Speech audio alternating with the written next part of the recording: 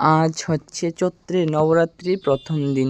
তার জন্য আজকের এখন থেকে দিনগুলা খুবই ইম্পর্টেন্ট। ৯টা দিন যারা নবরাত্রি পালন করছো তাদের জন্য, আর যারা নবরাত্রি পালন করছো না তাদের জন্য ইম্পর্টেন্ট।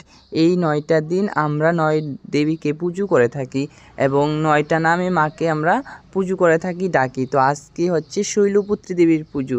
তোমরা যারা নবরাত্রি পালন করতে পারছো না, তোমরা প্রদীপ জ্বালিয়ে ৯ দিন রাখতে পারো, কিংবা ৯ দিন ৯টা দেবীর নাম জপ করতে পারো। তো যারা এই চ্যানেলটিতে নতুন তারা অবশ্যই চ্যানেলটিকে সাবস্ক্রাইব করে রাখবে এরকম নতুন নতুন ভিডিও আপডেট পাওয়ার জন্য। আজকে দেবী হচ্ছে দেবী শৈলপুত্রী, প্রথমেতে শৈলপুত্রী, যিনি হচ্ছে গিয়ে ঘি খেতে অনেকটাই ভালোবাসে। তো আমি সবাইকে বলবো তোমরা আজকে মাকে ঘি নিবেদন করো।